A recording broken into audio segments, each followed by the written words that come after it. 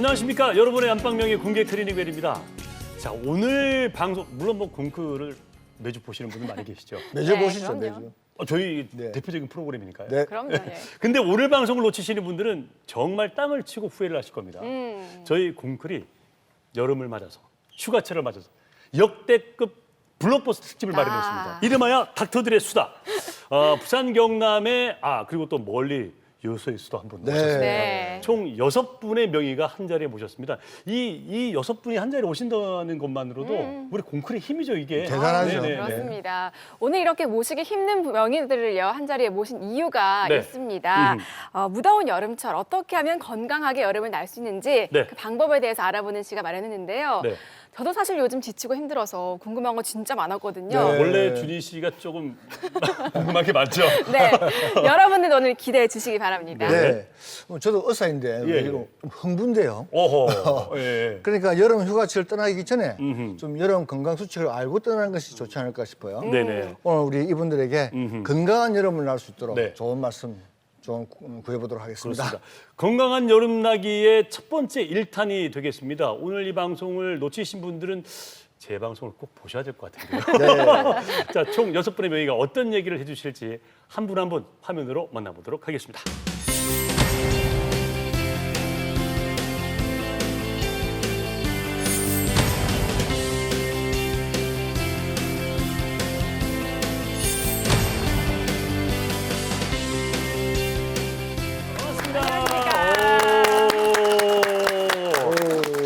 스튜디오가 꽉 찼습니다. 예. 환해졌습니다. 조명을 많이 켰나? 아니, 최영식 부원장님. 네. 어떠십니까? 이렇게 또 닥터들의 수다 여름 특집편으로 함께 하시게 됐는데. 네, 이렇게 수다 이런 프로그램은 제가 또 처음이고요. 네네. 굉장히 또 훌륭한 선생님들 많이 오셔서 예. 저도 굉장히 흥분되고 있습니다. 자, 사실 부산 경남의 명의라고 저희가 말씀드렸는데 저기 멀리 여수에서 또 네, 특별히 네, 오셨습니다. 네. 백장현 원장님 반갑습니다. 어떻습니까? 이렇게 또 닥터들의 수다 이 명의편에 또 함께 하시게 되셨는데. 사실 이러면서 여름을 느낄 기회가 없었는데 예. 오늘 여름철 특집이라니까 이제 여름이 온 것 같 느낍니다. 처음으로 예. 느끼고 또 수다를 떨 기회가 없었는데 네. 오늘 아주 좋은 기회를 마련해 주셔서 아주 잘 된 것 같습니다. 네, 오늘 기대 많이 하겠습니다. 자, 이제 그런데 우리 선생님들도 휴가 계획 좀 세우시는 네. 거예요. 맞아요. 감박사님 네. 휴가 계획 세우셨어요? 저 갔다 왔어요. 벌써? 네, 4월 달에. 빠르시네 역시. 그런데 우리 조민지 원장님도 휴가 계획 있으세요? 아니 저도 뭐 이미 다 써버려가지고 큰일 났어요. 그리고 너무 더울 때는 요즘 많이 안 가시더라고요. 그럼요. 휴가를 다 네. 분산해서 많이 가셨는데 예. 그래서 특히 이럴 때 여름을 또 잘 섭섭하지 않게 잘 보냈으면 좋겠습니다. 네. 그렇군요. 우리 이선 선생님은 저는 사실 애가 둘 있는 엄마라서 예. 나의 휴가는 오로지 육아. 에이, 그래도 몇 살인데요? 애가 4살, 7살인데 아주 힘듭니다. 요즘 네 살이 가장 미운 4살이고 네 살. 7살은 거의 이렇게 하고 싶은. 그래서 뭐 가까운 네. 해수욕이나 좀 하고. 해수욕. 네, 오랜만에 들어봅니다. 해수욕. 네, 좋아합니다. 우리가 보통 이제 바닷가 간다 그런데 해수욕, 해수욕장 네. 좋죠. 뭐 부산 경남에 해수욕장이 많으니까. 최원정 과장님. 네. 반갑습니다. 반갑습니다. 근데 딱 이 포스를 보니까 네. 휴가를 다녀오신 듯한 포스입니다. 혹시 휴가? 네, 저는 아직 휴가는 못 갔고요. 예. 네네. 저도 예. 4살, 7살 아기가 있어가지고 저희 이 선생님이 동기셔가지고 같을 때 계속 임신을 반복했네요. 그러시네. 그래서 저도 이제 애들 여름 방학 때는 어차피 집에서 육아를 좀 해야 되고 네. 지나면은 항상 동남아 쪽으로 주로 네네. 갑니다. 4시간 정도 비행기 시간이 최대라 가지고 애기들이 탈 수 있는 시간인데. 그렇구나. 예. 저희가 뭐 알고 섭외한 건 아니고요. 두 분의 네. 자녀가 저도 모르고 동갑이라는 왔습니다. 거는 하다 보니까 된 거예요. 네. 홍정모 원장님, 네. 휴가 하실 시간 없죠? 아니 뭐 휴가 갈 시간은 있습니다. 있습니까? 네, 그렇습니다. 네, 주말에 이제 아이들하고 같이 수영장이라든지 네. 아니면 마찬가지로 이제 원장님 얘기하셨던 것처럼 이제 네. 해수욕 계획하고 있습니다. 그렇군요. 네. 자, 오늘 여름 특집으로 여름철 휴가를 가기 전에 네. 꼭 알고 가셔야 될 상식들을 오늘 한 자리에 담았습니다. 보신 것처럼 지금 소화기내과, 내분비내과, 또 한의학 박사님, 신장내과, 가정의학과, 정형외과까지 네. 모든 분야를 저희가 망라했기 때문에 꼭 잘 체크해 보시길 바라겠습니다. 자, 네. 맞습니다. 자, 그렇다면요. 본격적으로 6명의 명인들과 함께 네. 건강하게 여름 나기 방법에 대해서 한번 알아보겠습니다. 네.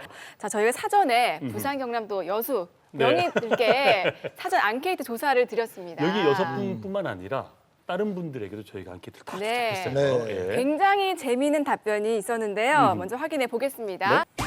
자, 여름철 특히 주의해야 할 질병은입니다. 아, 여름철에 특히 주의해야 될 질병. 네. 박사님, 뭘? 아, 뭐 박사님은 네, 또 뭐, 그쪽 아무래도 뭐 식중독 뭐 이런 건 아닐까 식중독이다. 싶은데 예. 그뿐만 아니라 또 뭐 심장병도 있을 거고 심장병도 여러 가지 있고. 있을 건데 한번 들어보죠. 네. 네. 준희 씨는 뭘 것 뭐 같아요? 저는 햇볕과 관련된 거. 뭐 일사나 네, 열사병 쓰러지거나 이런 게 아닐까. 그렇죠. 저는 오히려 이런 거 있을 것 같아요. 휴가 가시고 막 갑자기 과음하시고 그러면 갑자기 왜 이렇게 기력이 떨어져가지고 왜 쓰러지시는 분들? 잘 모르겠어요. 그런가요? 뭔지. 한번 풀어보죠. 뭐 풀어보면 되는 거 아니겠습니까? 뭘까? 풀어보겠습니다. 자, 그럼 여름철 중년층이 특히 주의해야 될 질병 1위를 자 조병재 원장님 제가 발표하기 전에 1위가 과연 뭘까요? 아까 우리 강 박사님 말씀하신 대로 네. 소화기 질환 아닐까? 복통설사. 복통설사. 네. 네. 이 보통 식중독이라고 네. 하는 식중독. 그런 질환이 아닐까 생각합니다. 자, 그러면 오. 소화기니까 옆에 지금 홍정보 원장님 딱 계신데 네. 1위가 그러면 네, 일단은 첫 번째는 이제 열사병인 것 같고 첫 번째가 열사병이다. 예, 예. 두 번째는 예. 이제 그렇게 여러 가지 이제 그것으로 인해서 일어나는 음식물의 관리라든지 일어나는 그런 설사라든지 식중독. 장염, 아, 식중독 이런 거. 이런 것 같습니다. 와, 홍 원장님 네. 정확하게 틀렸어요. 자, 1위를 열어보도록 하겠습니다. 일어나 주십시오. 식중독. 식중독이네. 정말 중요하죠. 네, 네. 식중독이 좀 많이 걸립니까? 어떻게 우리 최은영 과장님? 네, 아무래도 예. 외래 여름철에 그 가벼운 복통이나 설사로 온 환자가 대부분 너무 많습니다. 그래서 이 뭐 가벼운 거부터 이제 나중에는 뭐 고열이나 이제 출혈성 설사까지 오기 때문에 네. 초반에 빨리 치료를 좀 해야 합니다. 그렇군요. 근데 그걸 그냥 보통 왜 설사하고 그러면은 집에서 뭐 땡땡정 뭐 이런 거 먹고 막 말잖아요. 네네. 그렇게 하면 안 되나요? 병원을 가야 됩니까? 아무래도 이게 정말 여러 가지 균들이 있고 균들마다 증상이 조금씩 다르긴 하지만 초반에는 이제 대부분 비슷합니다. 복통이나 가벼운 설사 이렇게 되는데요. 이제 이게 진행되면서 이제 열이 난다든지 하시면 바로 병원에 오셔야 될 것 같습니다. 우리 이제 전문의 계시잖아요. 소화기내과 홍정봉 원장님. 이게 보통 우리가 장염이라고 그러면 네, 그렇습니다. 저희는 전 어릴 때 장염이라 그러면 밑에고 위염이라 그러면 위인 줄 알았는데 이게 장염이 도대체 뭡니까? 어떤 거고 왜 조심해야 장염은 됩니까? 기본적으로 이제 장에 염증이 생기면서 네. 이 수분을 갖다가 배출하면서 설사라든지 아니면 복통 그리고 발열 뭐 이런 것으로 나타나는 여러 가지 증상 증후군을 장염이라고 얘기를 하는데요. 네. 일반적으로 보면은 단순하게 뭐 배가 조금 아프고 설사가 조금 나면은 일상적으로 이제 음식물이라든지 이런 걸 조금 조심하고 약을 조금 먹으면 되지만 거기서 고열이 나거나 아니면 혈성 설사가 나거나 하면 반드시 이제 병원을 찾아서 진료를 받으셔야지 합니다. 피가 섞인. 예, 그렇습니다. 아우, 말만 들어도 힘드네요. 그렇죠. 네. 그 최은식 교수님, 그 요즘에 비브리오 폐혈증 이런 얘기 많이 하잖아요. 저희도 뉴스를 통해서 많이 그렇죠, 읽으시고 예. 하는데 이게 도대체 어떤 거고 혹시 그 경험해 보신 적이 네, 있으신지? 예. 그게 이제 간 질환이 있거나 아니면 당뇨병이 있는 이런 분들이 네. 해산물을 날 것을 먹게 되면 비브리오균에 의해서 감염됩니다. 네. 네. 특히 이제 수온이 올라가면 이 균이 더 잘 자라는데요. 네. 제가 이제 전공의 시절 때 90년대에 비브리오 환자가 그때 우리나라 비브리오 처음 막 생기고 알려질 때 무렵인데 응급실에 환자가 왔는데 보니까 물집도 있고 이래서 비브리오 의심했었습니다. 의심하고 이게 비브리오가 하는 순간에 환자분이 사망을 하시더라고요. 사망하는데 보통 우리가 병에서 사망하면 이래 앓다가 사망하는데 이 경우는 이제 폐혈증으로 사망하기 때문에 그 피부가 색깔이 바뀌는 것이 눈으로 드러납니다. 그래서 바로 그 자리에서 사망하는 걸 본 적이 있습니다. 그 그래서 발에서부터. 바로부터 피부 색깔이 싹 청색등이 오면서 네. 바로 그냥 사망하고 그래서 피를 뽑아서 이제 배양을 해보니까 비브리오균이 자랐더라고요. 그래서 제가 생각할 때는 비브리오균이 굉장히 무서운 병으로 제 귀에 제 머리에 낙인돼 있습니다. 전공의 때도 합쳤으니까 얼마나 각인이 그러니까요. 심하죠. 네. 그러니까 이제 간질환 환자들은 절대 여름철에는 해산물을 드시면 안 되겠네요. 날 그 것으로. 이왕이면 그죠 간이 특히 간 질환 중에도 이제 간이 좀 심하게 안 좋으신 분들 이런 분들은 거의 치료 방법이 없다고 봐야 돼. 그렇죠. 시간이 폐혈증이 지나가서. 오시고 네. 나면 거의 치료 방법이 없다고 생각됩니다. 익혀서 먹으면 괜찮은 안 드시, 건가요? 예, 익혀 드시면 돼요. 그래도 여름에는 물에 한 접시 해줘야죠. 간이 안 좋은 사람 안 된다니까. 근데 꼭 이런 건데. 그러니까 그 여름에는 꼭 그 간이 좀 안 좋으시더라도 왜 회 한 접시 하잖아요. 물에 탁 하면서 또 소주를 딱. 조명재 원장님. 이 어떤 분들은 뭐 나는 뭘 먹어도 다 이겨낼 수 있다 이런 분들도 있습니다만은 특히나 이제 체질적으로 자기가 좀 장이 좀 약하다라든지 네. 또 간에 열이 많아서 좀 이렇게 좀 얼굴이 검고 비습한 이런 분들일수록 특히 해산물을 더 주의하실 필요가 있을 것 같습니다. 반드시 차가운 성질의 것들을 익혀서 먹는 네. 그런 식습관이 필요할 것 같습니다. 네. 조병재 원장님 환자 많이 보시고 체질 보시고 막 하시잖아요. 네. 여기 지금 총 9명 있습니다. 스튜디오 안에. 네. 누가 제일 날 것을 조심해야 될 것 같습니까? 우리 홍 원장님이 제일 홍 원장님 날 거 좋아하십니까? 나 이거 좋아합니다. 좋아하죠.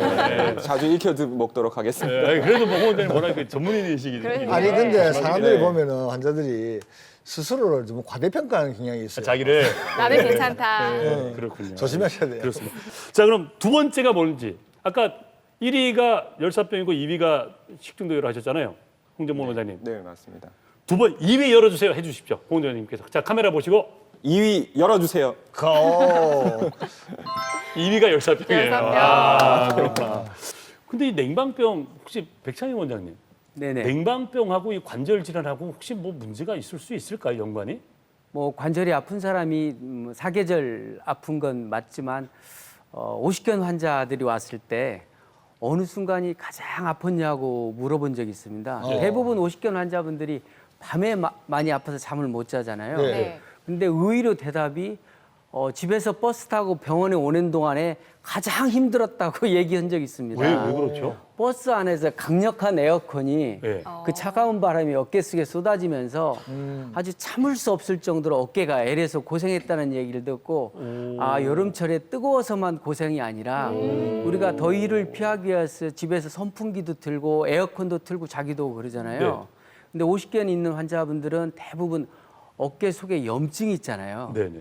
염증이 있어서 또 어깨 관절이 굳어지는 건데 그 염증이 있는 데다가 차가운 바람 이런 분들은 선풍기 바람도 싫다고 하거든요. 만약에 내가 여름철인데 선풍기 바람을 누가 틀어놓은 것도 이렇게 제낄 정도로 여가 시리다면 내 어깨에 혹시 50견이 와 있는 거 아닌가 한번 생각해보는 것도 될 것 같습니다. 여수에는 지하철이 없어서 버스만 이야기하세요.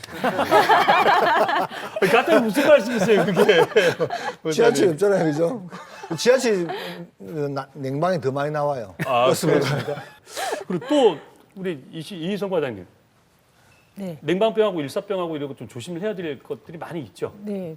사실은 이제 요즘에 야외 활동을 많이 하시니까 네네. 이제 더운 날씨에 이제 무리하게 야외 활동을 하거나 또는 이제 노동을 많이 하실 때 네. 이 이제 열에 많이 노출되셔가지고 네. 이제 탈진 상태가 네. 되는데 이제 실제로 저는 외래에서 뭔가 모르게 피곤하고 어지럽다 하고 오시는 50대 남자분들인데 혈압이 재보면 저혈압인데 아, 이제 혈액 검사를 하면 이제 급성 신부전 와 있는 경우가 있으신 거죠. 그렇습니까? 50대 네, 남자? 네네. 제가 저 이제 특히 이제 선박 쪽에 일하시는 분들 네. 중에서 그런 분들을 본 적이 있었는데 네. 이제 배 위에서 네. 아주 고온에서 이제 열을 일일 한 4-5시간 하고 맞아. 네. 예. 다 이제 급성신부전은 이제 네. 입원해서 수액 치료만 하면 충분히 회복이 되셔서 그분은 이제 다행히 잘 이제 회복을 하셔가지고 퇴원을 잘 하셨는데 네. 이게 얼마나 수분을 잘 섭취하면서 네, 이런 열을 대비하는 거가 네. 중요한지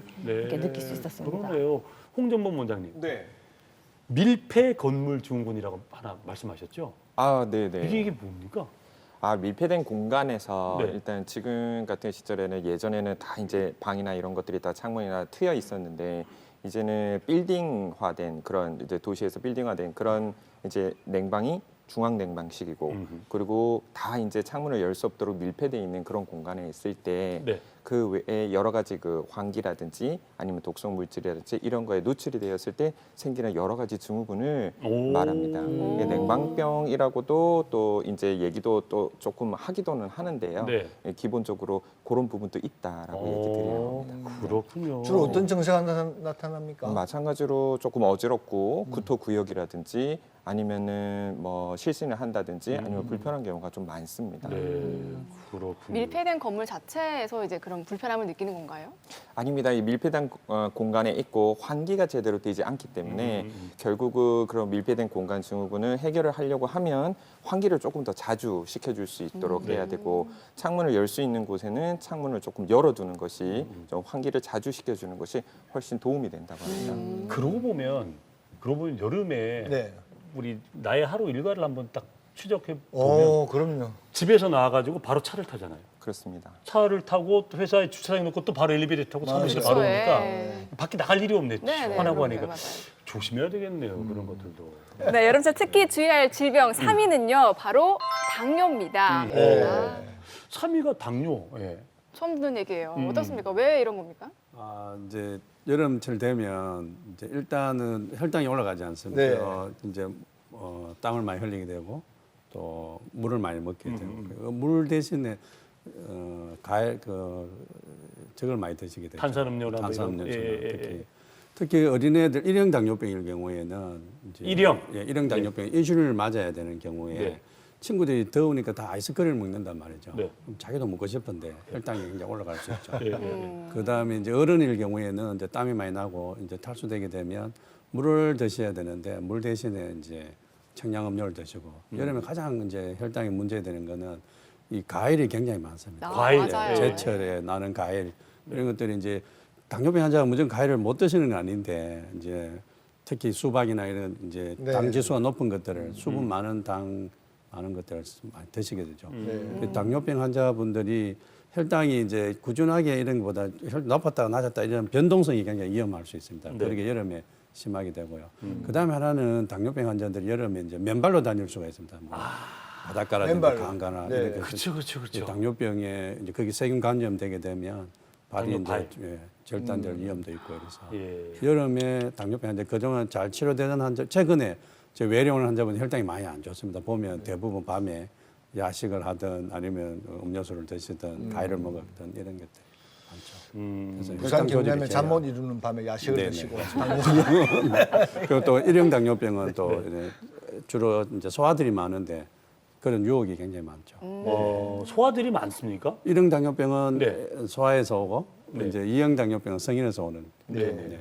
그 당뇨 환자들은 흔히 그 어깨들이 거의 고장이 납니다. 당뇨가 있으면 어깨가 고장이 난다. 관절 다안 좋죠. 10명 중에 8명이 당뇨 환자, 10명 중에 8명 정도는 꼭 50견이 오기 마련이거든요. 네. 그 가령 어디가 아플 것 같지 않은 젊은 남자가 양쪽 어깨가 다 아파서 왔다. 네. 그러면 혹시 당뇨가 있는지를 확인하면 거의 당뇨 얘기를 하십니다. 또 어떤 병 같은 경우는 자신이 모르고 있는데 네.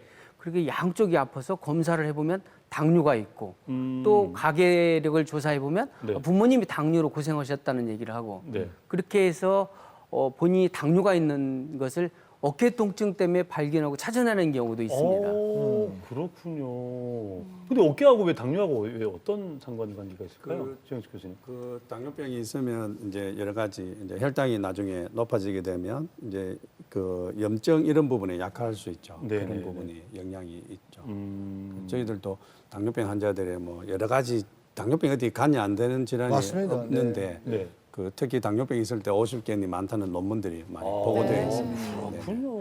어깨가 아프고 이러면 당뇨가 있는지도 한번 젊은 분들 검사를 한번 해봐야 되겠습니다. 그렇군요.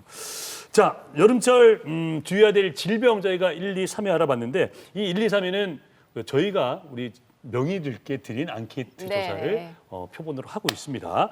자, 식중독, 일사병, 냉방병, 당뇨까지 받고 4위. 네. 4위는 이중 우리 9명 중에 한 분 이상은 경험을 해봤다. 저는 단언합니다. 저는 아닙니다. 4위 뭘까요? 조병지 원장님, 4위. 수면장애일까요? 수면장애 아닙니다. 아닙니다. 진짜 최현정 회장님, 긴장하셨네요. 맞춰보려고 이러시는 최현정 회장님 4위 뭘까요? 그 MC 분들이 이렇게 회피하시는 거 보니까 별로 이렇게 이미지가 좋지 않은 질문. 아, 좋아요. 네, 뭘까요? 그것까지는 잘 모르겠습니다. 볼까요? 송준봉 원장님이 무좀 아닙니까? 4위가 오. 무좀이다. 네. 혹시 본인의 경험담 아니 저 경험은 없지만 경험담 아니고 환자분들이 워낙 불편해하시는 부분 중에 하나라서 저의 마이크를 우리 저기 정준희 아나운서께 돌리도록 네, 하겠습니다. 여름철 특히 주의할 질병은 4위 한번 알아보겠습니다. 무좀일까요? 열어주시죠. 무좀. 네. 4위 무좀. 근데 무좀은 자, 한번 앙케이트 현장 앙케이트 한번 해보겠습니다. 눈 감으시고 자, 내가 무좀이 걸린 적이 있다. 손 들어보십시오. 예, 내리시고요. 야, 총 9명 중에 3명. 저도 나도. 무좀. 네 분. 나는 그러니까. 헬스 간 이후로 걸렸어요. 예? 헬스 다닌 이후에 걸렸고 예. 그다음에 병원에서 슬리퍼를 안 신고 구두 신는 통에 더 걸린 것 같아요. 그렇군요. 예. 그 저희들 늘 이제 구두를 신고 네. 이렇게 있으니까 네, 많이 네. 걸리고 특히 외과 선생님들 같은 경우에는 수술방에 네. 물론 수술방에 신발도 뭐 자주 이제 소독을 하긴 하지만 간혹 이제 신발을 바꿔 신는 경우가 그럼요. 많이 있기 때문에 외과에서는 그런 경우가 더 많아요. 범인이 몇 명 있어요. 네. 아니 최은정 회장님, 네. 실제로 이 무좀 환자분들이 여름이 많습니까? 네, 사실 그 무좀은 이제 전신의 이제 곰팡이균입니다. 그래서 우리가 발만이라고 생각하지만 사실 머리부터 발끝까지 다 곰팡이균에 노출되면 두부백선도 있고 뭐 체부백선도 있고 하는데요. 특히 이제 여름철에는 곰팡이들이 축축하고 눅눅한 걸 좋아하니까 이제 몸에 겹치는 부분, 겨드랑이, 사타구니, 발 등등에서 이제 많이 발생합니다. 네. 그러면은 이게 개인의 위생 상태가 좋지 않으면 생기는 겁니까? 아니면 첫째는 개인의 위생입니다. 이게 내가 아무리 위생을 철저하게 한다라도 아까 말씀하신 것처럼 헬스장이나 이렇게 단체 생활 이렇게 슬리퍼를 같이 신는다든지 목욕탕 이런 데서는 올무실 수 있는데 네. 당장 이제 살짝 이제 건드렸어도 바로 네. 본인이 잘 씻고 나오면 또 이게 본인의 것이 되지 않을 수 있기 때문에 네. 개인이 잘 씻으시고 잘 말리고 그리고 통풍이 잘 되는 신발을 신고 하는 것들이 네. 도움이 될 수 있습니다. 헬스장에서 걸리셨다는 분도 아마 그렇게 자기가 믿고 싶은 걸 거예요. 네, 그러죠. 무좀 환자가 우리 성인 중에 네네. 어린애들 별로 없겠지만 성인 20세 이상부터는 네. 한 몇 퍼센트 되겠어요? 그 몇 퍼센트까지는 제가 잘 모르겠지만 사실 외래 많이 오시고요. 한 50%안 될까요? 왜 그러세요, 박사님? 한명 여섯 명인데. 특히 최은식 저희 교수님. 당뇨병 환자분이 네. 굉장히 많고요. 네. 이제 당뇨병 자율신경 장애 오게 되면 발이 이제 많이 문제가 많죠. 그래서 무좀 환자가 많고 더 문제는 뭐냐면 무좀을 보면 이렇게 각질이 좀 벗겨지는 경우가 있습니다. 네. 그걸 이렇게 뜯게 되거든요. 네. 그러면 거기 상처가 납니다. 그게 굉장히 위험해요. 그렇구나. 그 배원장님, 네. 발톱무좀은 정형외과에서 발톱무좀 같은 거 어떤 데는 막 뽑죠, 발톱. 네, 뽑아내기도 하고요. 네. 되게 부서지지 않습니까? 네. 발톱 무좀이. 근데 뽑아내도 또 다시 다음 난 발톱도 또 마찬가지거든요. 근본적인 원인치료에서 치료되지 않는 이상 네. 다시 나도 또 마찬가지더라고요. 저는 개인적으로 궁금한 건데 네. 사실 여자들 같은 경우에는 뭐 샌들도 있고 많잖아요, 신발이. 남자들은 구두를 신어야 되니까 남자도 샌들 신어요. 남자들이 더 많이 걸리는 거 아닌가요, 무좀이요? 아, 무좀이요? 네, 그런 게 있습니까? 무좀이 남자가 더 많이 걸린다. 그것보다는 네. 사실 이제 땀이 많은 분들요. 네. 이제 여름철도 물론 땀이 더 많이 나기 때문에 그렇지만 네. 이제 수족의 단증 같은 경우에 여자분들 보면 남자분들보다 손에 긴장을 많이 하고 해서 네. 이렇게 손발에 땀이 많지 않습니까? 그런 분들이 또 의외로 여자분이 아무리 청결을 하려 해도 네. 이 환경상 어쩔 수 없어서 이렇게 무좀에 또 잘 걸리는 것 같습니다. 이승환님 왜 금방 손을 왜 보셨어요? 제가 아주 좀 이제 충격적인 이야기가 하나 있는데 제 친구 네. 남편이 무좀에 걸렸는데 자기 딸이 손에 뭐가 생겨서 수족구겠거니 하고 갔더니 무좀이라고. 손에. 어머머머. 그래서 아주 남편이 미워 죽을 뻔했다는. 아까 백장님 선생님 뭐 말씀하시려고 하셨잖아요. 대부분 직장 생활하면 남자들 같은 경우 구두를 많이 신잖아요. 네. 근데 저 같은 경우는 오전에 진료하고 나면 제 발에 피로감도 느끼고 그래서 따로 양말을 하나 더 여유분을 준비해가지고 좋은 와서 방법이에요. 점심 때 반드시 갈아 신으면 네. 무좀의 위험도 줄이고 오히려 또 피로감이 덜하니까 예. 오후에도 새로운 기분으로 진료도 하고 네. 좋은 것 같습니다. 네. 사모님은 좀 별로 좋아하진 않겠네요. 아니, 빨리 병원에서 다 세탁해 주겠죠. 아, 그런가요? 그렇군요. 자, 오늘 여름 특집으로 여러분 공개 클리닉 웰 함께하고 있고 우리 부산, 경남 그리고 멀리 여수에서 오신 명의 6분과 함께 얘기를 나누고 있고 첫 번째가 여름철에 주의해야 될 질병을 4위까지 봤어요. 네. 아, 5위 이거는 정말 좀 놀랐습니다. 이것도 사실은 뭐 이게 경험해봤죠? 그렇죠. 예. 감 박사님도 경험해보셨죠? 네. 지금 오늘 출연하신 의사 선생님들은 제가 이게 원고를 안 드렸기 때문에 몰라요, 뭔지. 네. 자, 그럼 5위가 먼저 궁금하실 겁니다. 자, 5위 열어주십시오. 바로 역류성 식도염. 네. 홍정범 원장님.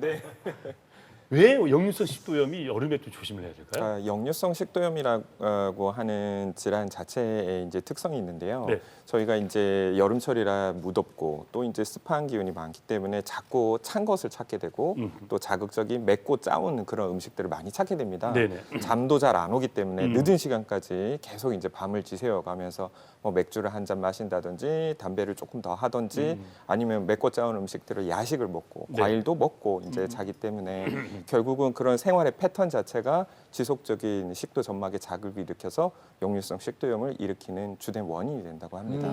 역류성 식도염은 우리가 흔히 알기에 먹고 바로 누우면 생긴다 뭐 이런 상식 정도만 갖고 있거든요. 그리고 또 그렇습니다. 밀가루 음식 많이 먹으면 생긴다 이런 정도 알고 있거든요. 네.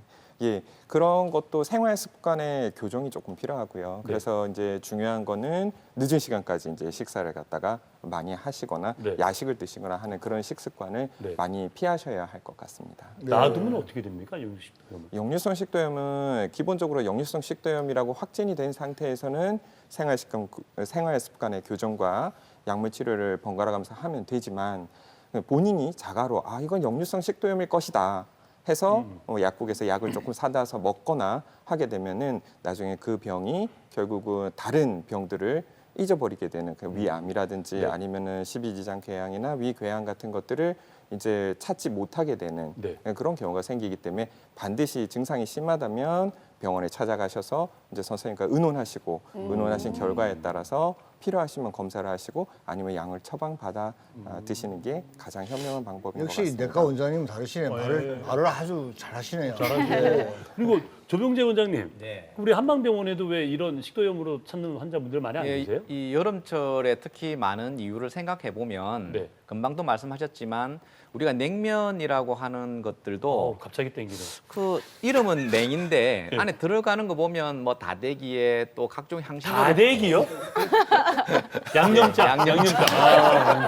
아이고. 양념장, 네, 양념장. 혹은 이 육수를 네. 아주 이제 후추나 여러 가지 향신료를 푹 구워서 만들어서 생각보다 그게 위벽에 자극이 많이 됩니다. 오. 특히나 여름 과일들 우리가 잘 아는 뭐 오렌지, 토마토, 수박, 망고 이런 것들이 예. 위산을 많이 또 만드는 그런 과일이라서 특히 여름철에 이런 아주 자극적인 국 그리고 양념 그리고 열대 과일 이러한 것들이 위산을 자극을 더 이렇게 해서 네. 분비를 갖다가 일으키고 역류성 식도염을 일으키는 것 같습니다. 그래도 오늘 저녁에 치맥을 먹을 겁니다.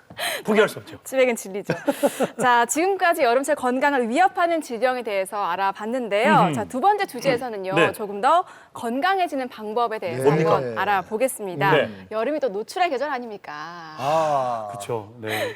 이 몸매와 건강 두 마리 토끼를 모두 잡을 수 있는 두 번째 주제 한번 만나보겠습니다. 자, 명예 추천 무더위를 이기는 운동법 1, 2, 3 저희가 3개를 네. 해봤는데 여기서 지금 운동을 제일 많이 하실 분 같으면 남자 선생님 중에는 우리 백상현 선생님이실 것 같고 보기만 그래요. 아, 그럴까요? 백상현 원장님 네. 1위가 뭐겠습니까? 아무래도 여름철엔 덥고 그래 습해서 운동을 많이 피하잖아요. 네. 그래도 달리기일 것 같습니다. 달리기일 것 같다. 오. 우리 최은정 과장님 운동 많이 하십니까? 네, 저는 운동 매니아입니다. 와. 어떤 운동을 하십니까? 저는 뭐 수영, 태권도. 태권도? 예, 웬만한 운동 다 안 해본 건 없습니다. 잘하지 못하지만. 태권도 그럼 몇 단? 검은띠 따기 직전에 네. 대회 나가서 코가 부러져서 오. 부모님 못하게 하셔가지고 직전에 그만뒀어요. 제가 저 남편분을 잘 알아요. 갑자기 걱정이 되네. 그러네요. 오, 운동 많이 하시네. 검은지도 아닌데 뭐 검역은 뭐 있나요? 아니, 뭐 코피가 부러졌대잖아요. 아니, 맞아서 부러졌어요. 아, 그렇구나. 이선 과장님 혹시 운동 좀 좋아하십니까? 저는 이제 운동 좋아하는 편이긴 한데 네. 지금 이제 시간이 없어서 많이는 하지는 못하고 어떤- 예전에는 이제 네. 뭐 이제 조깅, 달리기랑 그다음 테니스 네네네. 네, 이런 정도 했습니다. 홍정범 원장님 운동 좀 합시다. 열심히 하도록 하겠습니다. 운동을 좀 해야 될 것 같아요. 그러면 1위를 아까 달리기라고 하셨는데 뭔지 한번 열어보도록 자, 하겠습니다. 한번 열어보겠습니다. 네. 명예추천 무더위를 이기는 운동법은 1위 보여주세요. 수영입니다. 수영. 수영. 오, 아, 수영. 수영 좋죠. 최은정 과장님 수영 좋아하신다 했잖아요. 네, 저는 뭐 자유형, 배영, 접영, 평영 다 합니다. 아니, 최 과장님 수영 얼마나 하셨어요? 네, 전 한 초등학교 때부터 꾸준히 했습니다. 수영 왜 좋습니까? 일단은 수영은 전신 운동이라서 네. 유산소 운동에서 기본적으로 타는 칼로리가 뭐 뛴다든지 기본적으로 여러 가지 운동보다 효율이 좋습니다. 네. 그리고 이제 뭐 근력도 좋아지고 라인도 좋아지고 심폐지구력도 좋아지니까 네. 네, 너무 도움이 되는 운동 같습니다. 오, 근데 제가 아는 분 중에 수영을 매일 아침 수영하시는 분인데 몸매는 홍정범 원장님 같은 분이 계세요. 그 살이 안 빠진다고 하시는 소모량을 능가해서 이제 드시는 것 같습니다. 아, 운동량은 이만큼인데 네. 드시는 양이 더 많기 때문에 네. 유지를 한다. 그것도 있지만 예. 체질적으로 수영이 안 맞는 분들이 있습니다. 그래요? 수영이 안 맞는 분이 네, 있다. 대체로 소화기가 강한 이 부교감 신경들이 좀 왕성한 타입들이 네. 이 30도 정도 되는 찬물에서 계속 이렇게 몸을 훈련을 하면 이 쉽게 말해서 자꾸 추우니까 옷을 입으려 하는 거죠. 네. 체지방을 자꾸 합성하는 쪽으로 이렇게 가는 경우가 좀 있습니다. 소화기 열 많아서 제가 그런 스타일일 것 우리 같은데. 홍 원장님도 그렇습니다. 그래서 오늘 강간이 제 이름이 자꾸 나오는 것 같습니다. 홍 원장님 네. 오늘 그 캐스팅된 이유를 이제 아시겠죠? 아, 예, 알고 있겠습니다. 강간이 자꾸 이렇게. 홍 원장님 혹시 운동 네. 수영 하세요? 아, 예, 수영을 참 못합니다. 이 수영을 한번 배워보고자 했는데 수영을 가려면 기본적으로 이 조금 어떻게 이게 옷을 네. 입으면 좀 맞아야 되는데 좀 네. 부끄럽기도 하고 네. 그래서 수영장을 잘 못 가고 있습니다. 네. 이제 꼭 가고 싶습니다. 근데 백창희 원장님 네. 수영하면 어깨 근육이 좋아집니까? 나빠집니까? 좋아질 수도 있고 나빠질 수도 있고 그렇겠네요. 원장님은 수영을 좋아하신다는데 어깨는 안 아프시죠? 최 과장님 어깨 괜찮으세요? 괜찮습니다. 괜찮으시다는데. 예. 가끔씩 수영을 하고 나서 어깨가 아프다고 수영을 해도 되냐고 또 수영을 어깨가 아파서 멈췄다고 오시는 분들이 많이 있습니다. 근데 저 개인적인 생각은 수영을 해서 어깨가 망가진 게 아니라 수영 때문에 발견이 된 거라고 생각을 합니다. 예. 뭐 우리 어깨 통증이 저는 개인적으로 지붕에서 거꾸로 떨어져도 어깨가 망가질 일이 없다고 생각을 하는데 그 네. 정도 힘줄이 튼튼하다고 생각하는데 예. 수영은 또 혼자서는 안전한 운동 아닙니까? 네. 네. 근데 수영을 오래 했다고 해서 어깨 힘줄이 떨어져 버리거나 네. 뭐 망가질 리는 없다고 생각합니다. 네. 단지 이렇게 팔을 어깨 높이 이상으로 돌리는 동작에서 나이가 들수록 관절 간격이 좁아지면서 걸리는 느낌이 나고 또 염증이 오니까 통증이 느껴지는데 아 수영 때문에 내 어깨가 망가졌구나 그렇게 오해들을 많이 하십니다. 그래서 저는 뭐 적극적으로 네. 어깨가 아프다고 하지만 네. 적극적으로 운동은 권유하는 편입니다. 사실 맞아요. 수영하면 박태원 선수 같은 거 펠프스 보면 네. 어깨 쫙 남자 어깨 아닙니까? 아, 부러워 죽겠어요. 이 역삼각형 되고 싶어요. 예. 근데 그냥 건강한 사람이 수영을 하면 어깨 건강에 좋겠다 그죠? 저는 이제 어깨 아픈 환자분들이 오시면 손을 뻗어서 이렇게 어깨 등을 이렇게 만져봅니다. 먼저 딱 만져보는데 이 등 두께가 사람마다 천차만별인 것 같아요. 어떤 분들은 이 뒤에 담요가 몇 장 들어있는 느낌도 담요? 있고 어떤 분들은 이게 바로 피부 아래 이 근육 섬유질이 만질 정도로 아주 탄탄한 분들이 보이면 무슨 운동을 하십니까? 물어보면 또 배드민턴을 한 30년간 했다고 얘기하고 사실 우리가 등 근육을 별로 신경을 안 쓰는데 어깨라는 말이 등 근육이 굉장히 중요합니다. 네. 등이 근육이 좋아야 어깨가 바로 쓰게 되거든요. 그런데 평소에 늘 구부린 자세로 이렇게 우리가 일을 하게 되잖아요. 네. 뭐 사무 일을 본다든가 늘 구부린 자세로 하다 보니까 어깨가 앞으로 무너지게 되는 거예요. 무너지면서 팔뼈가 올렸을 때 조금만 올려서 서로 닿게 되죠. 그러면서 그러니까, 자기들 안에서 충돌이 일어나니까 충돌 증후군 그렇게 많이 하는데 그러면 충돌이 일어난다고 해서 무조건 뼈만 깎는 게 아니라 저는 첫 번째로 이 날개뼈를 바로 세우는 운동을 먼저 권유합니다. 날개뼈를 바로 세우는 운동이 있습니까? 계속 구부린 자세 이러면서 이 날개뼈를 척추에 잡아주는 근육들이 늘어지고 약해집니다. 안 쓰다 보니까. 예. 그러면서 자기도 모르게 이렇게 구부정해지고 그러죠. 예. 그래서 그 날개뼈를 바로 세우는 근육 운동을 해주면 어깨 통증을 예방할 수도 있습니다. 좀 가르쳐 주십시오. 우리가 보통 앞에서 미는 운동은 가슴 근육이 커지잖아요. 그렇죠. 예. 엎드려서 푸시업을 예. 한다든가. 그런데 이렇게 등을 빳빳이 세운 상태에서 고무줄을 이렇게 잡아당기는 운동을 하게 되면 우리 척추가 기둥이잖아요. 예. 기둥을 중심으로 날개뼈가 이렇게 쓰게 됩니다. 그래서 어깨 아픈 사람들한테 네. 이 근육을 키우는 운동은 아주 중요합니다. 그렇군요. 해야 되겠다. 그러면 이거 삼각형이 크지나요? 수영을 하셔야 될 것 같습니다. 최영식 부원장님 네. 언제 운동을 끊으셨어요? 이게 뭐 좀 바쁘니까 운동 잘 못하게 되고 대신 이제 혼자 결국은 최근에 운동 트렌드가 예. 가격을 많이 같이 하다가 최근에는 혼자 할 수 있는 쪽으로 많이 바뀌고 네, 있답니다. 예, 예. 제가 아까 예, 예. 선생님들 만나보면 그래서 혼자 지속적으로 할 수 있는 운동들을 많이 권유하더라고요. 예를 들면 어떤 게 있을까요? 저그 재활학과 선생님 이야기하기는 집에 있는 자전거, 집 안에 있는 자전거나 아니면 네. 줄넘기 이런 거 권하시던데 저는 개인적으로 제가 이제 아파트 21층을 사는데 네. 계단 오르기를 좀 많이 21층까지 걸어가십니까? 네네. 네. 또 허벅지는 튼튼합니다. 호복지. 오, 꿀복지시네요. 병원에서도 계단 네, 이용하시죠? 병원은 저 이제 7층인데 될 수 있으면 걷는 쪽.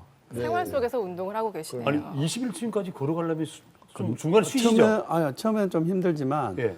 이제 막상 거기에 익숙해지면 괜찮습니다. 자, 명예 추천 무더위를 이기는 운동법에 대해서 알아보고 있는데요. 1위가 수영이었습니다. 자, 그렇다면 2위는 무엇일까요? 한번 알아보겠습니다. 2위 보여주세요.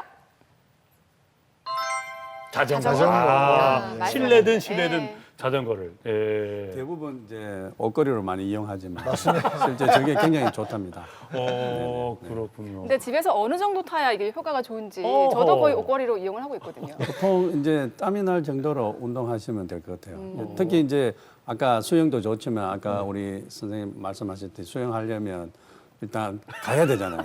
그리고 이게 운동이 접근성이 떨어지면 그렇습니다. 잘 못하겠는데 네. 근데 이제 실제 당뇨병 환자분들 덥고 이럴 때는 네. 굳이 밖에 나가지 않고 시원한 데서 운동하시면 이게 운동도 어릴 때부터 해야 되는 거예요. 네. 우리 최한준 선생님께서 어릴 때부터 수영하시다잖아요. 네. 어린 아이들은 꼭 수영 가르치고 또 자전거도 꼭 필수 아니겠습니까? 홍두모 원장님, 그러고 보니까 네. 실내 자전거가 있네요. 아, 예. 꼭 저희 집에도 옷걸이로 잘 사용하고 있습니다. 제 방 바로 이 옆에 있는데 당장 오늘 밤부터 이제 열심히 운동을 하도록 하겠습니다. 다음엔 슬림한 모습으로. 아닙니다. 근데 되게 이런 말씀드리면 못하면 참 어울리세요. 아, 네. 감사합니다. 근데 원장님은 네. 보통 그냥 운동을 또 내가 필요하다 하면 어떤 운동을 하십니까?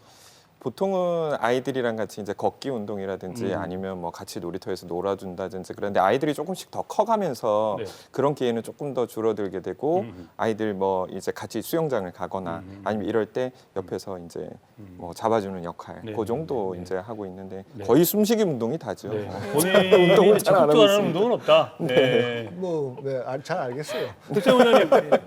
네. 그 제가 아침에 5시에 조깅을 나가는데 매일 마주치는 사람이 있습니다. 그 시간에 바로 우유 아줌마입니다. 네. 그래서 어느 날인가 붙잡고 물어봤어요. 아침에 몇 시간 정도 이렇게 계단을 타고 일을 하세요 물어보니까 4시간을 우유 배달하면서 걷고 뛰고 그렇게 하십니다.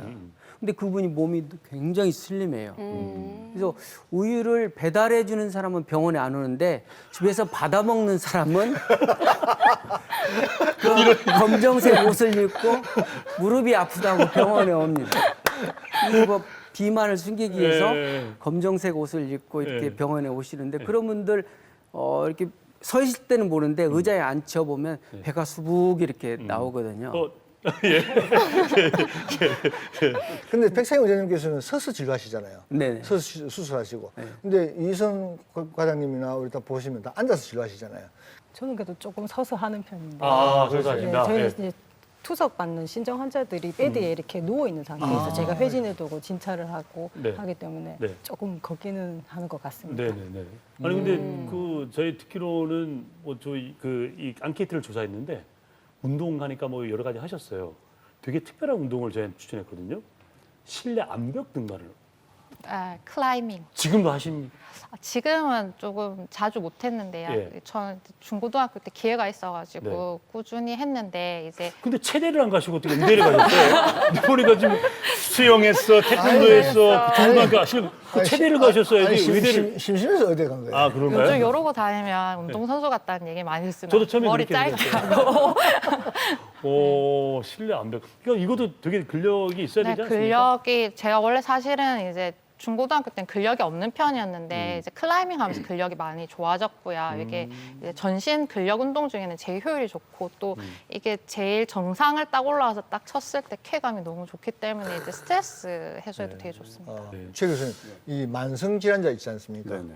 특히 이제 당뇨, 고혈압, 뭐또 갑상선 질환 이렇게 계신 분이 계신데 그분들은 이제 여름철 이제 건강 지키기 위해서 운동을 어떻게 해야 됩니까? 이제 당뇨병 환자분들은 이제 여름 되면 이제 힘들고 이래서 운동을 더 하기 싫어할 싫죠. 수가 많죠. 네. 그래서 운동을 이왕이면 하더라도 좀 선선한 시간대에 운동을 하시는 게 좋고 운동은 하셔야 됩니다. 필수죠. 왜냐하면 예. 네. 근데 덥다고 운동하지 않거나 이러면 더 근력이 굉장히 중요하기 때문에 운동하셔야 되고 이왕이면 좀 선선한 시간을 하셔야 되고. 그다음에 이제 당뇨병이 제일 위험한 것 중에 하나가 저혈당입니다. 저혈당. 네. 혈당이 좀 높은 거는 이제 세월이 흘러서 고생하지만 저혈당은 바로 위험하기 때문에 네. 운동하실 때 저혈당을 이제 인슐린 맞는 분들은 인슐린이 작용하는 시간들이 있기 때문에 혈당이 제일 떨어지는 시점에는 운동을 피하시고 네. 그런 것들 중요해요. 어떤 운동이 좋을까요? 일단 기본적으로 여러 선생님 이야기하셨듯이 꾸준하게 할 수 있는 운동이 제일 좋고요. 네. 저 개인적으로 이제 당뇨병 환자분들한테는 이제 유산소 운동 중에 뭐 걷기라든 이런 게 좋고요. 그렇지만 유산소 운동뿐만 아니라 근력을 강화시키는 운동을 같이 하는 것이 좋죠. 네. 근데 그 당뇨를 앓고 계신 분들은 왜 운동을 하시거나 네. 뭐 산에 가시더라도 꼭 상비약을 좀 챙기셔야 될 텐데 네. 약뿐만 아니라 왜 초콜릿이나 뭐 맞습니다. 당뇨 이런 걸 좀 네. 챙기라는데 그렇게 꼭 챙겨야 되는 건 맞습니까? 네, 그게 이제 환자분이 혈당이 이제 처음 당뇨병 오신 분들 이제 당뇨 치료를 하게 되면 이제 열심히 하게 됩니다. 아. 굉장히 열심히 하게 되는데 가장 조심해야 될 것이 저혈당이죠. 그래서 네. 아침에 당뇨약이라는 점 인슐린 맞고 산 꼭대기에 올라가게 되면 저혈당 오게 됩니다. 아. 못 내려오게 되죠. 예. 그래서 그런 걸 이제 예방하기 위해서 네. 이제 간단한 당분들을 준비하는 것이 좋죠. 네. 알겠습니다. 명예 추천 무더위를 이기는 운동법에 대해서 알아보고 있는데요. 자, 1위가 수영이었고 2위가 자전거 타기였습니다. 네. 자, 그럼 마지막으로 3위는 뭘까요? 3위 한번 열어주시죠. 요가 요가 필라테스. 어떻습니까? 이게 좀 효과를 좀 보셨나요? 두 분께서는 좀 하시는 편인지. 누구? 우리 여자 아, 선생님께서. 선생님, 이성 과장님부터 그러면 여쭤볼까요? 네. 좀 이제 몇 번 배워보려고 노력은 노력을. 했는데 필라테스. 아, 필라테스를 예. 여자들한테 요즘에 이제 많이 이제 뭐 몸매 교정도 되고 필라테스가 생각보다 근력이 많이 그렇죠. 요구가 되는 거기 때문에 네. 여자들이 이제 쉽게 근력 운동하기가 쉽지가 않거든요. 뭐 네. 헬스장 가서 이런 네. 거 이런 거 하기가 쉽지 않아서 많이 이제 하고 계시는 운동이라서 저도 참 관심은 많은데 네. 안타깝게 저도 관심이 많다. 네, 정말 해보고 싶네요. 네. 우리 최은영 과장님께서는 어떻습니까? 네, 전 배워는 봤는데요. 네. 이제 뭐 수영이나 뛰기나 이런 게 이제 몸에 대폐질한다고 하면 사실 요거나 필라테스는 조각칼입니다. 그래서 이제 정말 비만인 사람들은 요가 필라테스에서 이제 급격한 체중 감량이 있기보다는 네네. 이제 정상 체중이거나 근력이 약하신 분들이 어떤 몸매 교정이나 이제 핏을 좋게 하기 위해서 네. 하시는 운동이 좀 효율이 높다고 생각하시면 될 것 같습니다. 의학계 운동권이시네. 그러니까 아니, 지금 보세요. 조심해야 될 질병 때보다 지금 말씀을 더 잘하시잖아요. 지금. 대패이자 조각칼이나 나오고 이러는데. 야. 다음에 운동 특집할 때 한번 꼭 한번. 운동쟁이니까 조명정 대표 가만히 계시잖아요 지금. 허리가 아프대요. 제가 참 하고 싶은 게 운동입니다. 네, 왜 안 하세요? 하시면 되지. 그래도 환자분들한테 추천을 또 해드려야 되지 않겠습니까? 예, 예, 예. 근데 이런 여름철에 밖에 나가서 너무 땀을 많이 흘리고 진을 빼면 또 탈진의 우려도 있고 지칠 수도 있는데 네. 아까 홈트 이야기했듯이 네. 짧고 강한 운동. 짧고 그러니까 강한 예전에 유행했던 그 간헐적 운동. 아, 인터벌. 있죠. 예. 그래서 네. 한 20초 하고 10초 쉬고 네. 그래서 한 10개 했던 세트를 해도 뭐한 5분, 뭐 6분 이래 끝나는 거 말입니다. 네네. 그래서 이제 그게 돈 안 들고 네. 또 밖에 나가서 또 힘들지 않아도 되고 네. 또 한 번 땀을 또 여름에 바짝 좀 내줘야 신진대사도 원활하고 할 수 있기 때문에 저는 이런 짧고 강한 이런 간헐적 운동을 네. 추천하고 네. 저도 네. 해보려고 마음. 그 얘기 안 했어요. 제가 이러려고 그랬는데. 아니, 조 원장님도 그렇지만 우리 의사들이 진짜 예. 운동하라 하면서도 환자들 운동 안 하는 이유가 딱 보면 알거든. 지도 자기도 안 하거든. 딱 보면 알아. 혈색 보면 알거든. 그러면서 그 운동하라 그러면 하겠어요. 그러니까 네. 우리 의사들도 건강해야 돼요. 네. 다음에 우리 만날 때는 좀 더 좀 밝은 얼굴로 다음에 꼭 만났으면 좋겠습니다. 네. 자, 이렇게 부산 경남 그리고 여수를 대표하는 명인들과 함께 몸을 가꾸는 방법에 대해서 알아봤는데요. 자, 이제 몸을 만들었으면 휴가를 떠나야겠죠. 떠나야 됩니다. 네. 그런데 휴가를 갈 때요, 몸만 만들었다고 되는 것이 아니고요. 이것을 꼭 챙겨야 한다고 합니다. 네. 자, 다음 주제 한번 만나보시죠. 휴가를 갈 때 꼭 가져가야 할 의약품은 이건 진짜, 네. 네, 이건 진짜 우리 뻔하지, 명인분들께 뻔하지. 뭔데요? 물린디. 네? 뭐라고요? 물린디. 물린디. 물린디, 알 사람 다 알아. 아, 물린디 바르는 거. 아, 물린데 바르는 거. 예. 파이팅! 아니, 아니. 알겠습니다. 아, 근데 이거는 정말 꼭 필요할 것 같아요. 상비약이라고 흔히 말하는 네, 건데 맞습니다. 이게 없으면은 정말 힘들거든요. 1위, 2위, 3위를 우리 의사 선생님들께 여쭤보는 네. 것보다는 그냥 하나씩 열어보면서 말씀을 나눠도 괜찮을 것 같습니다. 네, 한번 네. 열어보겠습니다. 네? 휴가를 갈 때 꼭 가져가야 할 의약품은 1위 소화제. 소화제 꼭 챙겨야 되겠죠. 홍준범 원장님. 네. 소화제를 좀 챙기는 것이 좋습니다. 이제 휴가철에 이제 가게 되면은 좀 더 기름진 음식을 먹는다든지 아니면 좀 자극적인 음식 그리고 술 같은 것들을 많이 드시기 때문에 네. 얹힌다는 표현을 조금 네. 많이 하시고 그다음에 체했다 네. 이런 말씀들을 많이 하시게 되는데요. 그럴 때 필요한 것들이 이제 소화제 정도가 꼭 필요하리라 생각이 네. 되어집니다. 그 조병재 원장님. 네. 근데 이거 소화제를 구하지 못했어요. 네. 우리 원장님 잘 아시잖아요. 네. 뭐 그러니까 대체할 수 있을 만한 거 왜 뭐죠? 매실주 이런 것도 있고 막 그렇지 않습니까? 그렇죠. 뭐 마실 수 있는 것들이 뭐 매실차도 있고, 근데 매실도 없을 수가 있습니다. 아. 있는데 그래서 우선은 이 배 쪽을 좀 이렇게 마사지를 해주는 것도 괜찮을 것 같고, 네. 또 우리 그 어머니들이 잘 하는 그 따는 거. 따는 거 그거 좀 가르쳐 주세요. 그런데 이게 따는 것들은 이 손끝을 이렇게 피를 조금 내는 건데 이게 자극이 너무 강해가지고 또 체력이 떨어지거나 좀 탈진이 돼 있을 때 쓰는 거는 좋지가 않을 것 같습니다. 그래서 몸을 좀 따뜻하게 하고 손을 좀 손발을 좀 주물러 주는 것, 네. 그 정도도 도움이 될 것 같습니다. 아유, 조 원장님 오셨으니까 네. 왜 손톱 어디인가 여기 이 수시기 같은 걸로 탁 꼭꼭 찌르면은 좀 취한 게 내려가는 게 있고 하던데. 그거 네, 좀- 보통 그 손톱 밑 네. 네, 이런 쪽을 좀 자극을 하는 거죠. 네네. 보통 이 말단을 자극을 하면 네. 위장의 긴장이 조금 이렇게 이완이 될 수 있는 요법이기 때문에 오. 예, 말단을 조금 이렇게 꼭 피를 내지 않으셔도 음. 뭐 이쑤시개나 이런 걸로 좀 자극을 하고 음. 이게 또 무섭다 이러면 손발을 잘 주물러 주시는 것도 또 손뼉을 친다든지 이런 것들도 아, 손뼉을 치는 것도 괜찮습니까? 예, 좀 강하게 치고 그러면은 좀 이 사지로 혈액을 보내서 소화기의 긴장을 좀 이완시킬 수 있겠다 싶습니다. 그러니까 이런 말씀 들으면 우리 양이들은 이해가 안 되거든요.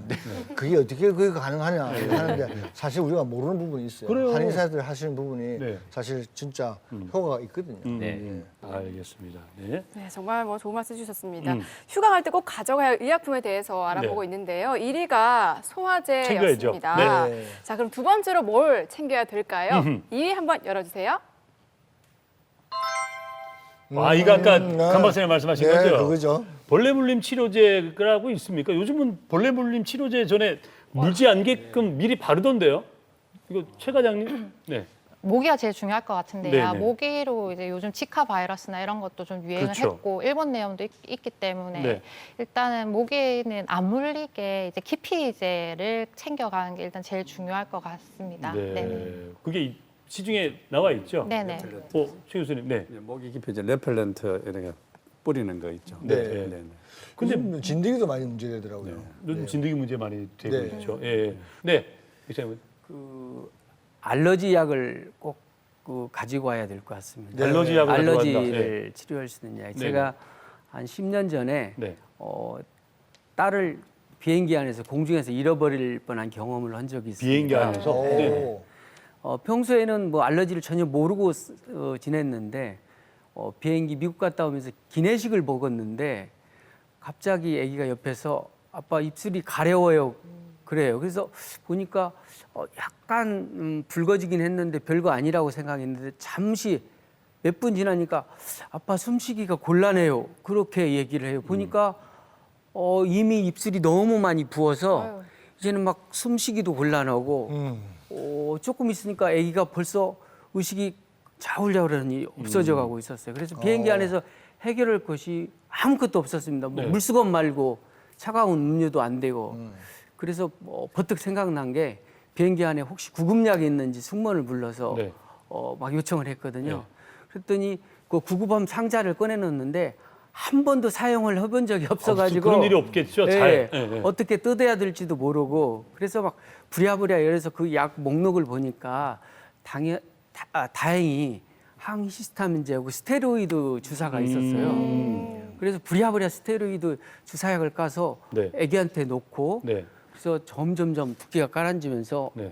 아기가 돌아온 적이 있습니다. 오, 큰일 날 뻔했네요. 그래서 그 뒤부터는 여행을 가게 되면 네. 꼭 가방에 알러지약을 꼭 상비약으로 챙기고 가는 습관이 생겼거든요. 지금도 우리 딸이 이제 20살이 됐는데 지금도 말을 안 들을 때는 그때 얘기를 살짝 제가 꺼내놨습니다.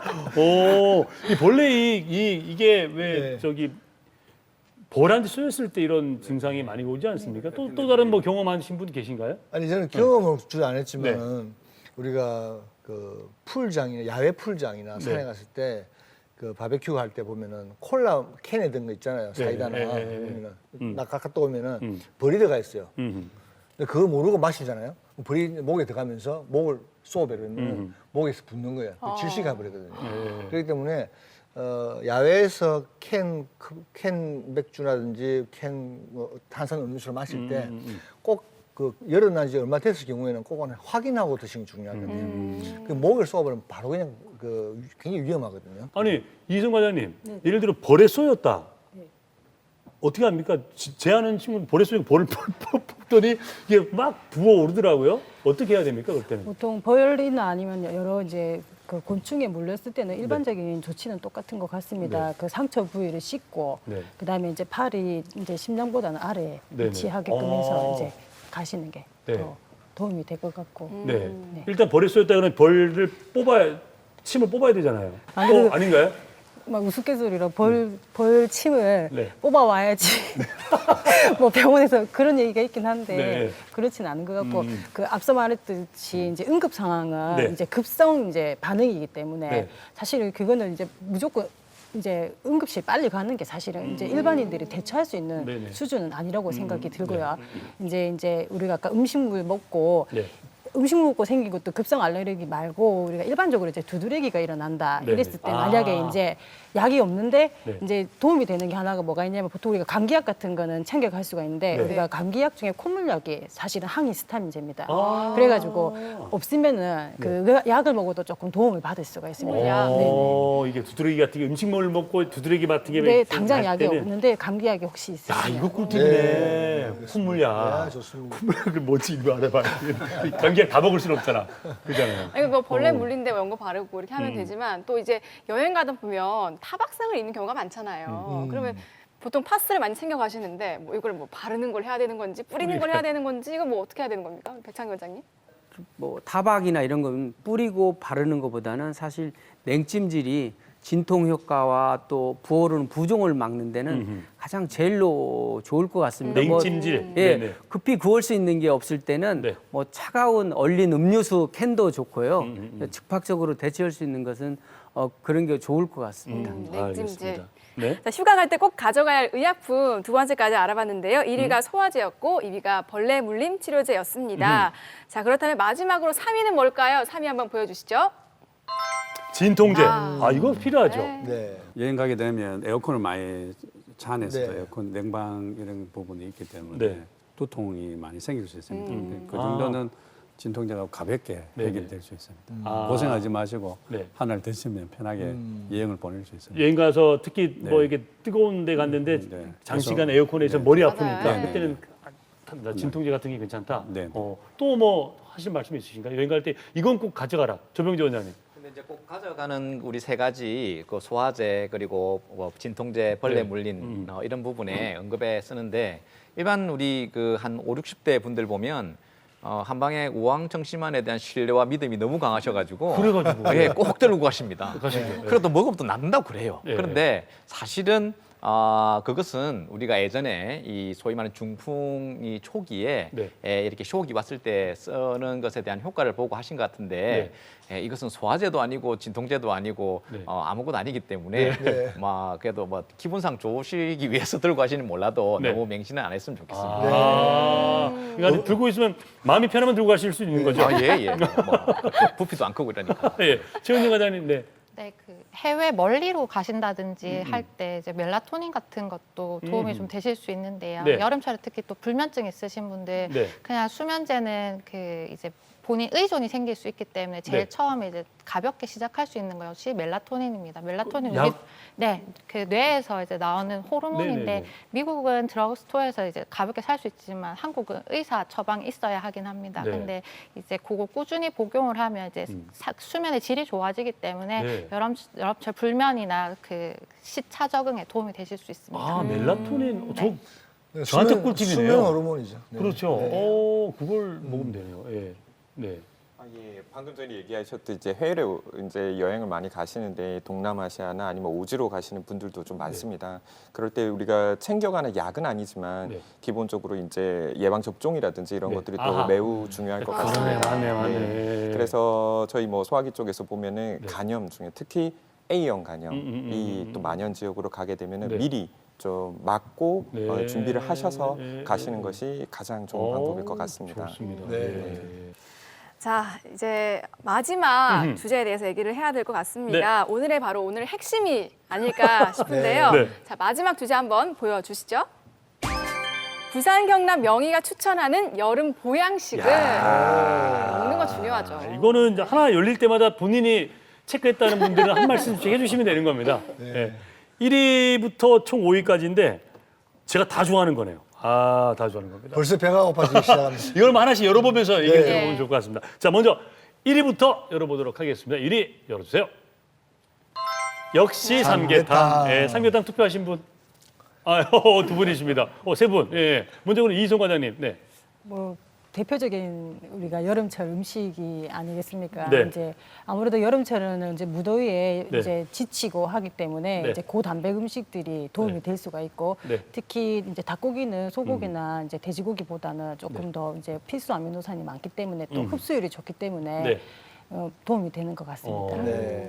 최윤식 교수님도 똑같은 똑같은 네, 말씀이시고. 봄날이면 네. 먹게 됩니다. 근데 요리를 할 네. 때 그 국하고 달리 이 탕이란 용어는 오랫동안 고우고 이 염분이 많이 안 들어갑니다. 근데 예를 들어서 삼계탕을 할 때 각가지 약재를 넣고 고우고 소금은 알아서 이제 넣어 먹도록 하지 않습니까? 그래서 그렇죠. 이 우리 용어를 쓸 때 우리 한방에서도 국과 탕은 달리게 돼 있어서 이 보양식으로 쓰는 이런 탕이란 용어는 네. 실제로 이제 국이 아니라 이제 그 액상을 네. 충분히 녹아 있기 때문에 건더기와 네. 국물을 같이 드시는 것도 괜찮겠다라고 생각이 듭니다. 좋습니다. 근데 예. 또 어떤 분들은 그 삼계탕 위에 보면 기름 뜨잖아요. 닭기름, 고유에. 그런 것 때문에 또 이게 안 좋다 하시는 분들 계시던데 어떻습니까? 우리 이희성 과장님 들어볼까요? 기름보다는 네. 이제 이게 고우기 때문에 뼈째 고운 음식들은 네. 칼슘하고 이제 뼈에 있는 칼슘하고 인 성분이 물에 이제 녹아날 수가 있는데 사실은 이제 칼슘하고 인을 잘 보충하는 게 뼈 건강에 도움이 되기 때문에 일반인들한테는 사실은 좋은 음식이 맞는데 신장이 안 좋으신 분들은 네. 사실은 이제 신장 기능이 안 좋아지시면 몸에 칼슘하고 인 밸런스가 이제 무너지는 상태에서 네. 이런 푹 고운 음식을 많이 드시게 되면 인 네. 성분을 올리기 때문에 네. 사실 이제 신장 안 좋은 분들한테는 네. 국물은 절대 드시지 말라고 네. 얘기를 이제 권하게 됩니다. 근데 이게 웃긴 게 저희가 총 5개의 문항을 뺐잖아요. 종합해가지고. 그중에 이선 과장님은 4개를 같이 맞추셨어요. 드시는 거 좋아하십니까? 네네. 그러면 2위는 뭐겠습니까? 제가 쓴 거 중. 2위는 과일?